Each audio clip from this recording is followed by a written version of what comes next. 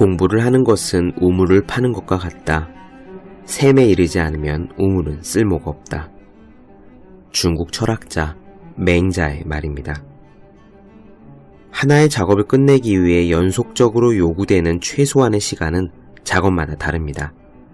스마트 뱅킹을 사용해 계좌이체를 마치려면 단 몇 분 정도면 되지요. 하지만 짝사랑을 고백하는 편지를 쓰려면 몇 시간은 필요할 겁니다. 작업 계획을 세우는 데 있어 이와 같이 시간의 길이를 고려해야 하는 이유는 방해로 인해 그 최소한의 작업 시간이 쪼개질 경우에 지금까지 진척된 작업이 모조리 수포로 돌아가기 때문입니다. 계좌이체를 중단한 채 5분이 지나면 자동으로 로그아웃이 됩니다. 절반만 완성한 편지는 절반의 고백이 아니라 분리수거를 해야 될 쓰레기일 뿐입니다. 공부도 마찬가지입니다. 영어 단어 하나를 암기하는 일은 1, 2분이면 되지만 난이도 높은 수학 문제를 하나 푸는 일은 몇 시간이 걸릴 수도 있습니다. 중단한다면 처음부터 다시 더듬어야 합니다. 그러므로 공부의 대상에 따라 각기 다른 시간을 배정해야 합니다. 깊은 이해가 필요한 부분에는 집중이 가능한 2-3시간을 통째로 쓰고 오답노트 확인이나 영어 단어 암기처럼 작은 작업에는 짜투리 시간을 이용하는 식입니다. 큰 상자에는 작은 물건을 담을 수 있지만 작은 상자에는 큰 물건을 담을 수 없습니다. 365 공비타민, 공부의 크기와 시간의 길이의 한 대목으로 시작합니다.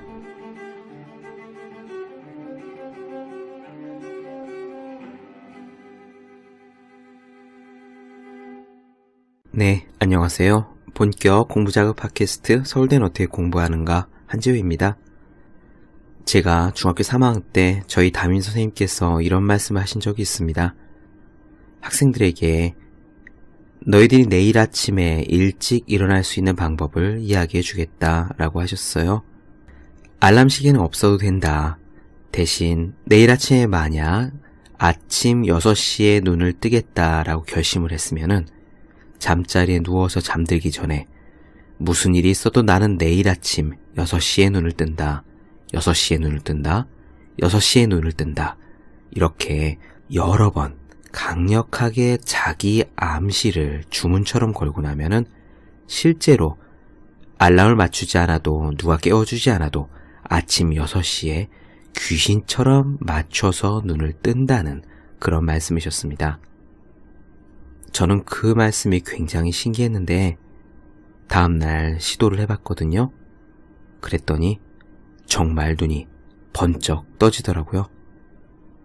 저는 원래 잠이 굉장히 많았고 지금도 많지만 특히 그때는 아침마다 어머님이나 아버님이 깨워주지 않으면은 제때 맞춰서 일어나지 못하는 그런 학생이었습니다. 그렇기 때문에 선생님의 말씀을 딱 한 번이지만 정말 열심히 시도해 보았는데 정말 아침에 눈이 번쩍 떠졌습니다. 그런데 이런 자기암시가 그리고 아침에 일찍 일어나는 일이 무척 예외적인 것이 아니고 마음만 먹으면 그래도 언제나 할 수 있다는 것을 저는 또 군대에서 경험했습니다. 아마 군대를 다녀온 많은 남자분들은 그런 경험이 있으실 거예요. 아침 6시에 기상 나팔 소리가 울리기 전에 눈을 떠야 됩니다. 특히 막내 때는 말이죠. 나팔 소리가 울리자마자 일어나서 후다닥 침구류를 정리하고 옷을 갈아입고 아침 점호하는 자리에 전투화를 신은 채로 뛰어나가야 되기 때문입니다. 그런데 알람을 미리 맞출 수도 없어요. 10명 넘게 한 방에서 자는 그런 내무반 생활관에서 어떻게 나 혼자 알람을 쓸 수가 있겠습니까? 고작해야 알람 기능이 있는 싸구려 디지털 시계를 손목에 차고 그 알람 소리가 띠띠 울리자마자 번개처럼 손목시계를 눌러 끄는 정도였죠. 그런데 그런 군대에서도요. 새벽 6시에 눈을 떠야 된다. 6시에 눈을 떠야 된다. 6시에 눈을 떠야 된다. 이렇게 정신을 바짝 차리고 잠드니까 정말 6시 다 돼가는 시간 막 5시 57분 58분에 정말 귀신처럼 눈이 번쩍 떠졌습니다. 그런 경험은 여러 번 했었죠. 솔직히 말씀드리면은 저는 그런 힘을 믿습니다. 우리가 가진 것보다 더 커다란 존재, 더 큰 힘 말입니다. 딱히 이렇다 할 종교에 근거한 것이 아님에도 그런 것을 시크릿이라고 불러도 되고 우주적 힘이라고 불러도 되고 하늘의 뜻이니 주님의 은총이니 부처님의 가피니 어떤 말을 사용해서 표현해도 상관이 없습니다.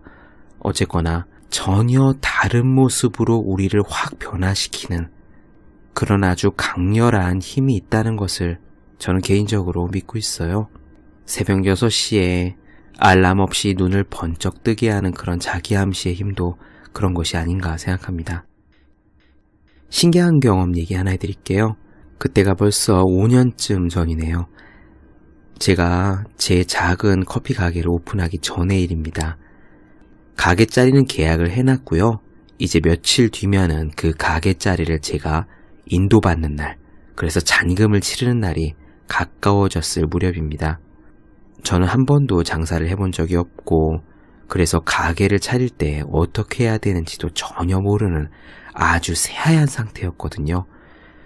커피집을 차리기로 마음먹은 제가 할 줄 알았던 것은 바리스타 학원을 통해서 커피 내리는 방법과 공정무역 커피에 대한 책들에 나오는 이야기 약간, 그리고 내 가게를 어떤 식으로 꾸리고 어떤 식으로 알려야겠다라는 몇 가지 구상이 전부였습니다. 가게를 차림에 있어서 훨씬 더 본질적인 문제, 그러니까 인테리어는 어떻게 하고 커피 기계나 냉장고는 어디서 사고 포스기는 어디서 구하는지 그런 것들은 전혀 몰랐어요. 그래서 가게를 인도받기 직전이었는데 하루하루가 정말 조마조마하고 걱정과 불안으로 가득했습니다. 그때는 인테리어 업체를 어디서 접촉해야 되는지도 모르던 상황이었습니다. 그러니 대략 얼마만큼의 돈이 인테리어에 들어갈지 조금도 감을 잡을 수 없었죠. 그때 제가 저 유명한 혜민 스님의 특강 자리에 갔던 기억이 납니다. 겨울이었어요. 서울 저기 종로 쪽에서 혜민 스님의 특강이 있었는데 당시에도 그분이 워낙 인기가 많았기 때문에 아주 많은 사람들이 그 특강 자리에 가득했습니다. 이런저런 좋은 말씀을 해준 다음에 혜민 스님이 이런 거를 저희에게 시켰어요. 앞사람과 뒷사람이 마주보라고 했습니다. 물론 저는 그 자리에 혼자 갔기 때문에 저랑 마주본 분은 태어나서 처음 마주친 그런 낯선 분이었죠. 그런데 스님은 우리들에게 이런 것을 해보라고 주문했습니다. 지금 내 앞에 있는 사람이 나의 아주 오래된 절친이라고 가정하는 겁니다. 옛날엔 너무너무 친했던 친구인데 한 10년 넘게 연락이 끊긴 채로 살았다가 지금 우연히 길에서 마주친 거예요. 아주 엄청나게 반갑죠. 그런데 그 친구를 마주친 시간이 지금으로부터 딱 한 달 뒤의 날짜라고 생각하라고 했습니다. 그리고 앞에 있는 그 친구에게 단 5분 동안 내가 어떻게 살고 있는지를 이야기하는데 한 달 뒤에 내가 소망하는 가장 잘 돼 있는 모습을 상상해서 친구에게 빠른 속도로 이야기하라 했습니다. 설명을 맞추신 스님은 셋, 둘, 하나, 시작! 하고 신호를 했죠. 그 자리에 모인 수많은 사람들이 각자 자기 얘기를 열정적으로 떠들어대느라 정신이 한 개도 없었습니다. 처음 낯선 분과 마주 앉았을 때 느낀 그 어색함은 금세 사라진 지 오래였어요. 저 역시 마찬가지였습니다. 저는 그분을 보고 10년지기를 오랜만에 만난 것처럼 기뻐하면서 이런 식의 이야기를 했던 기억이 나요. 나는 지금 공정무역 커피집을 차렸는데 처음에는 걱정을 많이 했지만 너무나도 좋은 인테리어 업자를 만나서 무사히 인테리어가 완비가 되었고 카페 안에 들어가는 기기들이 무사히 잘 들어갔고 내가 가진 예산 안에서 가게를 무사히 런칭할 수가 있었다. 가게를 런칭하자마자 손님들에게는 좋은 가게라고 입소문이 났고 이런저런 잡지사와 언론사에서 인터뷰를 하러 와서 유명세도 없고 너무나 잘 되고 있다. 그런 요지의 이야기였습니다. 그리고 나서 그 세미나에 참가했던 일은 깨끗이 잊었어요. 저는 정신없이 가게를 오픈했고 손님을 받아 일을 하기에 바빴습니다. 그러다가 가게 오픈한 지 몇 달이 지난 어느 봄날이었을 거예요. 손님이 뜸해서 낮에 스툴 의자에 앉아서 가만히 생각을 하는데 문득 몇 달 전에 혜민 스님의 세미나에 가서 떠들어댔던 이야기가 생각났습니다.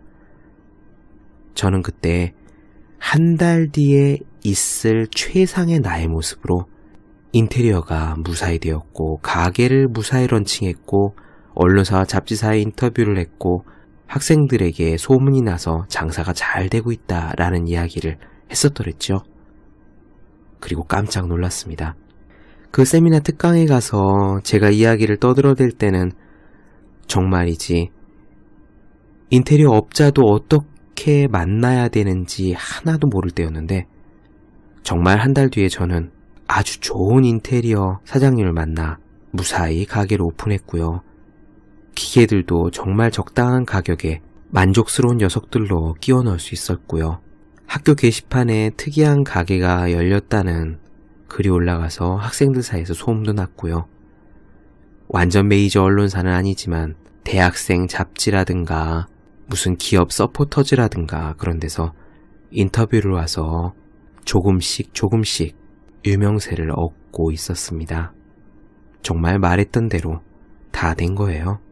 시간은 한 달보다 조금은 더 걸렸지만 정말 강렬히 원했던 것은 진짜로 대부분 이루어졌습니다. 여러분들은 그런 것을 믿으시나요?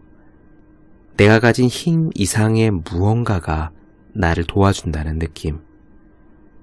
그것이 종교적인 힘이 되었건 이름을 붙일 수 없는 우주의 힘이라고 그렇게 부르건 혹은 나의 몸과 나의 뇌가 가진 특정한 뇌파나 호르몬이나 그런 것들로 설명을 하건 가네요. 네, 오늘은요. 그런 힘들이 있다고 그리고 그런 힘들을 불러내는 방법이 있다고 사람들에게 가르치고 다녔던 분의 이야기를 나눠드리고자 합니다. 에밀 쿠에의 자기 암시입니다. 이 에밀 쿠에는요. 프랑스의 약사입니다. 1857년에 태어나서 1926년까지 살았는데 그분이 젊은 시절에 이른바 플라시보 효과 있잖아요. 가짜 약 효과. 그 플라시보 효과를 우연히 확인하고 나서 이 자기 암시의 비밀을 깨달았다고 합니다. 그리고 많은 사람들에게 자기 암시가 주는 힘을 전파하기 위해서 강연을 하며 전 세계를 돌아다녔죠. 실제로 이분의 강연을 통해서 많은 분들이 병이 낫거나 원했던 바를 성취했습니다. 그리고 그때 했던 강연집이 지금도 자기 암시라는 책으로 여러 출판사에서 번역되어서 팔리고 있죠. 이분은 항상 이런 말씀을 하셨습니다. 나는 날마다 모든 면에서 점점 더 좋아지고 있다. Day by day, in every way, I'm getting better and better. 이 문장을 잠자기 전, 아침에 일어났을 때, 그리고 수시로 반복해서 자기 자신에게 암시를 걸라고 그렇게 가르쳤습니다. 제가 이 에밀 쿠의 이야기를 좋아하는 거는요. 이분이 단지 자기 암시를 가르쳐서 그 효과가 많은 사람들에게 돌아갔다는 것뿐만 아니라 이걸 가르침으로 인해서 얻는 돈들이 있잖아요. 그 부들은 전부 다 1차 세계대전 이후에 상위용사들에게 기부했거나 아니면은 다른 강연을 하는데 비용으로 모두 썼다고 합니다.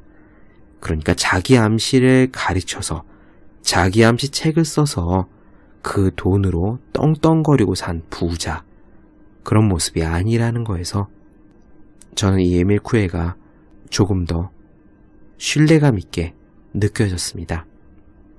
그래서 지금 여러분들에게 이 자기 암시의 내용, 사실 책자가 얇기 때문에요. 강의 내용 중에 주요 부분을 간추리면 얼마 안 되거든요. 그 부분들을 나누어 드리고자 합니다. 서두가 길어졌네요. 지금 바로 시작할게요. 자기 암시는 그것을 인식하든 못하든 인간이라면 누구나 태어날 때부터 지니고 있는 도구이며 그 도구는 신비하고도 무한한 힘을 가지고 있다.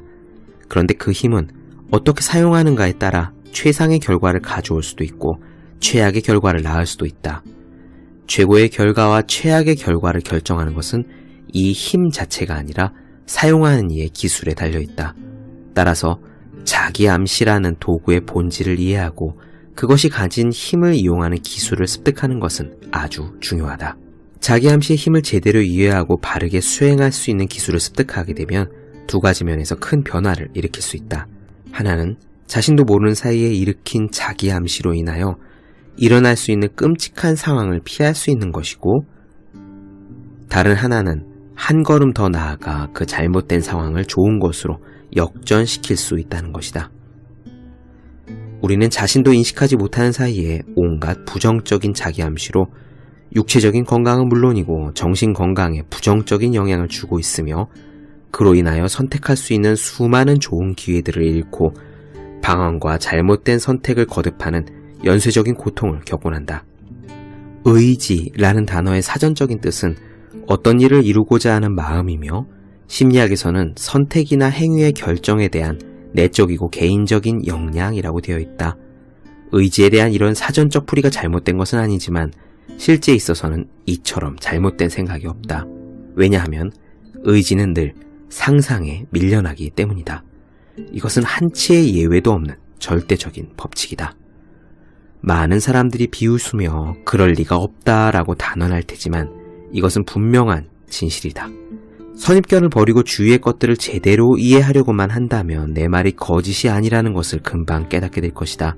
땅바닥에 폭이 한 30cm쯤 되고 길이가 10m쯤 되는 널빤지가 놓여있다고 가정해보자. 누구나 이 널빤지의 한쪽 끝에서 다른 쪽 끝까지 쉽게 건너갈 수 있다. 폭이 30cm나 되기 때문이다. 그럼 실험의 조건을 바꾸어보자. 널빤지는 이제 높은 빌딩 옥상에서 다른 빌딩의 옥상으로 걸쳐져 있다고 가정해보자. 감히 누가 이 널빤지 위를 걸을 수 있을까? 두 걸음도 못 가서 다리가 후들거리고 아무리 의지를 가지고 용기를 낸다 하더라도 땅으로 떨어질 것이다. 왜 땅에 있는 널빤지에서는 걸을 수 있는데 공중에 떠있는 널빤지에서는 떨어지는가? 널빤지의 폭에는 변화가 없는데도 말이다. 이유는 간단하다. 널빤지가 땅바닥에 놓여있을 때는 끝까지 쉽게 갈 수 있다고 상상하는 반면 공중에 떠있는 널빤지는 그 위로 걸을 수 없다고 상상하기 때문이다. 할 수 없다고 상상하면 당신의 의지는 당신을 앞으로 나아가지 못하게 한다. 실제로 할 수 있는가 없는가와는 상관없이 절대로 앞으로 나아갈 수 없다. 현기증은 마음속으로 떨어질지도 모른다고 상상하기 때문에 일어난다. 아무리 의지를 가지고 노력해도 결국 떨어진다. 의지를 강하게 하면 할수록 바랐던 것과는 정반대되는 결과를 낳는다. 자전거를 처음 배울 때를 생각해보자. 넘어질까 두려워 핸들을 꼭 잡고 앞을 향해 가는데 갑자기 저 앞에 장애물이 나온다. 그것을 피하려고 애를 쓰지만 오히려 자전거는 그 장애물을 향해 정확히 돌진해버린 경험이 있지 않는가. 상상의 힘, 즉 의지와 싸우는 무의식의 힘인 상상이 엄청난 파워를 가지고 있다는 것만은 알아두어야 한다. 알코올 중독자가 술을 끊고 싶지만 끊지 못한다. 그들에게 의지가 부족해서인가? 그들에게 물어보라. 그들은 끊고 싶다라고 분명히 말할 것이다. 하지만 그런 그들의 의지에 반해 또다시 술을 마시게 된다. 음주가 얼마나 해로운지 잘 알면서도 의지로는 술의 강력하고 달콤한 유혹을 물리칠 수 없다. 사람들은 의지가 자신이 원하는 것을 하게 해준다고 믿는다. 그러나 실제로 의지는 상상에 끌려다니는 꼭두각시에 불과하다. 따라서 의지력 강화가 아니라 상상을 다루는 기술을 익혔을 때에야 비로소 그 꼭두각시 노름에서 벗어날 수 있다. 나는 이 상상이란 존재를 급류나 야생마를 길들이듯 제어하는 방법을 보여주려고 한다. 그 전에 우리가 우선 잘 구분하지 못하는 두 단어를 정리하고 넘어가자. 두 단어란 바로 암시와 자기 암시다. 암시란 무엇일까? 누군가에게 생각과 의도를 주입하는 것쯤으로 이해하면 될 것이다. 그렇다면 과연 이런 작용이 실제로 가능한 것일까? 그럴 수는 없다. 암시는 행위 그 자체만으로는 일어나지 않는다. 암시가 작동하려면 자기 암시로 전환되는 과정이 있어야만 한다. 자기 암시는 스스로에게 생각이나 의도를 주입시키는 것이다. 상상도 급류나 말처럼 길들일 수 있다는 이야기로 다시 돌아가 보자. 상상력을 길들이기 위해 가장 중요한 것은 그것이 가능하다는 사실을 아는 것이다. 하지만 대부분의 사람들이 이 사실을 간과한다. 두 번째는 상상력을 길들이는 방법을 알면 된다. 그 방법은 아주 단순하다. 사실은 우리가 인식하거나 배우지 않았어도 우리는 이 방법을 줄곧 사용해왔다. 다만 잘못된 사용법으로 스스로에게 오히려 상처를 입히기도 했다. 그 방법이란 바로 자기 암시다. 우리는 그동안 자기 자신에게 무의식적으로 자기 암시를 걸어왔다. 이제 우리가 정작 해야 할 일은 의식적으로 자기 암시를 거는 것이다. 방법은 어렵지 않다. 첫째, 마음속으로 자기 암시의 대상에 집중한다. 그저 이것이 일어날 것이다. 저것이 사라질 것이다. 이런 일이 일어날 것이다. 이런 일은 일어나지 않을 것이다. 등등에 집중한다. 그저 이렇게 지켜보는 상상의 상태를 수차례 반복한다. 지금까지 자기 암시는 그저 최면술 같은 것으로 취급되었다. 하지만 나는 자기 암시를 인간의 정신과 육체에 미치는 상상의 영향이라고 정의한다. 이 영향은 거부할 수 없을 만큼 강하다. 만일 당신이 어떤 일을 할 수 있다고 믿으면, 다시 말해 당신 자신을 설득했다면 그 일이 아무리 어려운 일이라도 해낼 수 있다. 반대로 세상에서 제일 쉬운 일이라도 당신이 할 수 없다고 믿으면 그 일은 절대로 할 수 없다. 아무리 작은 일이라도 그렇다. 지금 당신이 아무도 없는 방에 편안히 앉아있다고 상상해보라. 눈을 감고 잠시 마음을 집중시켜 어지러운 잡념들을 가라앉힌다. 그리고 이런저런 일들은 사라지고 있다. 이런저런 일들이 일어나고 있다. 라고 계속 생각해보라. 자기 암시가 이루어지게 되면, 즉 당신이 던진 생각을 무의식이 받아들이게 되면 당신이 생각한 일들이 실현되는 놀라운 일이 일어날 것이다. 그리고 무엇보다 중요한 것은 자기 암시를 시행할 때에는 절대로 의지를 개입시켜서는 안 된다는 것이다. 의지와 상상은 일치하지 않기 때문이다. 나는 이런 일을 꼭 이루어낼 테야 하고 의지가 말하더라도 상상은 그러고 싶겠지만 그렇게 되지는 않을 거야 라고 말할 수 있다. 이런 식이 되어버리면 원하는 것을 얻기는커녕 종종 정반대의 결과가 나오게 된다. 이 때문에 정신질환의 치료에서 의지를 훈련할 방법을 써도 만족스럽지 못한 결과가 나오는 것이다. 필요한 것은 상상력 훈련이고 그것을 위해 마음의 작용을 이해하는 것이 가장 중요한 포인트다. 지난 20년 동안 수많은 실험을 통해 나는 아주 정교한 부분까지 실험하기를 이르렀고 일종의 법칙이라고 할 수 있는 다음과 같은 4가지 결과를 얻을 수 있었다. 여기서 말하는 제곱이라든가 곱해진다라는 표현은 강조를 위한 은유라는 점을 생각해 주기 바란다. 첫째, 의지와 상상이 서로 반대될 경우 예외 없이 상상이 승리한다. 둘째, 의지와 상상이 부딪히면 상상의 힘은 의지의 제곱에 비례한다. 셋째, 의지와 상상이 서로 일치하면 그 힘은 더해진 만큼이 아니라 곱해진 만큼 커진다. 넷째, 상상은 마음에 따라 움직인다. 의식적인 자기암시법을 배우기 위해서는 피아노를 배우거나 글을 읽고 쓰는 법을 배우듯 그 방법을 배워야만 한다. 자기암시는 우리 모두가 태어날 때부터 지닌 천부적인 능력이자 도구이다. 마치 어린아이가 천진스럽게 말을 하며 놀듯이 이 도구를 무의식적으로 갖고 논다. 그러나 이 도구는 아주 위험한 것이 될 수도 있다. 무분별하게 이 도구를 다루면 자신을 다치게 하거나 심지어 목숨을 앗아갈 수도 있다. 반대로 이 도구를 의식적으로 잘 다루는 방법을 습득하게 되면 생명을 구할 수도 있을 것이다. 이솝은 혀를 일컬어 세상에서 가장 좋은 것과 나쁜 것을 동시에 지니고 있는 존재라고 했는데 자기 암시 역시 혀와 같다. 자, 이제 본격적인 자기암시 수행법을 설명해보자.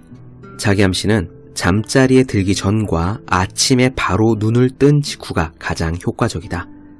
자기암시를 할 때는 두 눈을 감고 차분한 목소리로 천천히 반복적으로 말한다. 매일 저녁 잠자리에 누워 잠들기 전, 그리고 아침에 눈을 뜨고 일어나서 편안한 자세로 근육을 이완시킨 채 다음과 같이 반복해서 말한다. 나는 날마다 모든 면에서 점점 더 좋아지고 있다. Day by day, in every way, I'm getting better and better.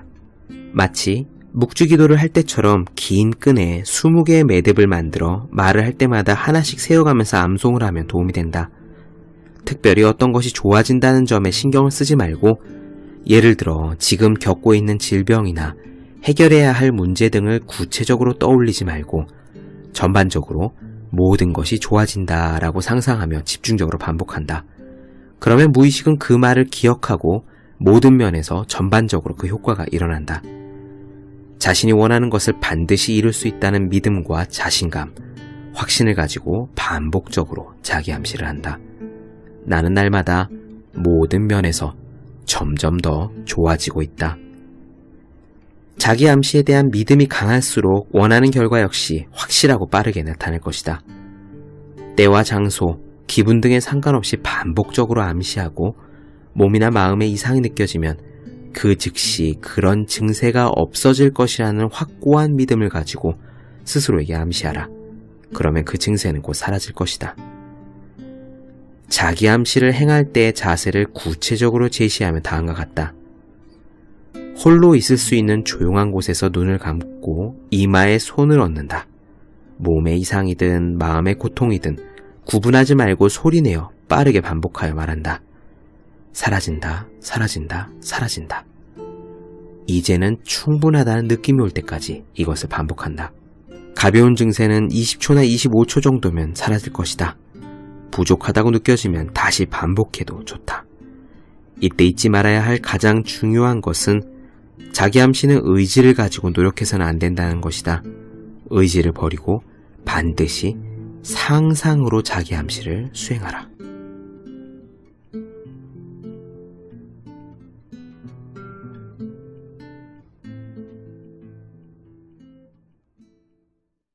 네, 여러분 어떻게 들으셨나요? 에밀 쿠에는 이 핵심적인 문구, 나는 날마다 모든 면에서 점점 더 좋아지고 있다 라는 말을 반복하라고 많은 사람들에게 가르침을 주었습니다. 저는 이 자기암시 책에서 에밀 쿠에가 했던 어록 중에서요, 굉장히 인상적인 말이 하나가 있어서 여러분들께 소개를 해드릴까 합니다. 에밀 쿠에는 이렇게 말했어요. 해야 할 일은 늘 쉽다고 생각하라. 그러면 불필요한 힘을 쓰지 않게 된다. 어렵다고 생각하면 필요한 것에 10배, 20배의 힘을 쓰게 된다. 이것은 낭비다. 저는 이 말이 너무도 와닿았습니다. 우리는 어떤 일을 하기 전에 그것이 무척 어렵다고 덜컥 겁을 먹는 경우가 굉장히 많습니다. 많은 사람들 앞에서 PT를 해야 될 때도 있고 중간고사, 기말고사를 닥쳐서 그것들을 넘어가야 할 때도 있습니다. 기획서를 써야 할 때도 있고요. 낯선 사람들이 많이 모이는 자리에 참석해야 될 일도 있겠죠. 혹은 누가 소개팅을 시켜줘서 어색하고 설레는 자리에 나가야 할 때가 있을 수도 있습니다. 그런 모든 장애물 앞에서 우리는 자연스럽게 어려울 거야, 내가 할 수 있을까 하는 생각을 하게 됩니다. 겁을 먹는 것은 당연합니다. 우리 인간이, 우리 사람이 원래 그런 식으로 프로그래밍 되어 있기 때문이에요. 하지만 어렵다고 생각하면 나는 왠지 못할 것 같아 라고 움츠려들면 그 일은 점점 더 먹구름처럼 커집니다.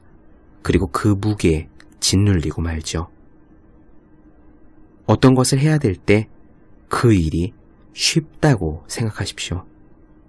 저도 많은 사람들 앞에서 PT를 하거나 강연을 할 때 이 강의가, 이 PT가 굉장히 쉬운 거라고 그렇게 생각합니다. 이 일은 쉽다. 나한테는 쉽다. 온 세상 사람들이 다 어렵다 하더라도 나한테는 쉽다. 이렇게 마음을 먹으면은 몸이 가벼워지고 머리가 맑아집니다. 쓸데없는 긴장이 사라지고요. 그 다음에 우리가 할 수 있는 최대한의 것을 실현할 수 있습니다. 해야 할 일은 늘 쉽다고 생각하십시오. 그래서 불필요한 힘을 쓰지 않기를 바랍니다. 우리는 우리 삶에서 더 나은 존재가 되어야 하는데 이런 평상시의 자기 암시 그리고 어려운 장애물 앞에서 스스로 힘을 빼는 연습 그런 경험들이 하나하나 쌓여가면서 우리는 우리가 모르는 사이에 점점 더 나은 존재가 되어가는 것이 아닐까라고 저는 생각합니다. 네, 본격 공부자극 팟캐스트 서울대는 어떻게 공부하는가 오늘은 에밀 쿠에의 자기 암시에 대해서 이야기를 나누어 드렸습니다. 더 많은 이야기가 궁금하신 분들, 질문사항 있으신 분들은요. 제 네이버 블로그 허생의 즐거운 편지를 찾아주시면 되겠습니다. 그리고 매일매일 공부하시는 분들, 여러분 주변에 매일매일 공부하시는 분들을 위해서 공부하기 전에 하루 한 페이지씩 읽고 의지를 북돋는 책 365 공부 비타민을 선물해 주시면 좋을 것 같습니다. 오늘은 여기까지 할게요. 저는 다음 시간에 뵙겠습니다. 여러분 모두 열심히 공부하십시오. 저도 열심히 하겠습니다.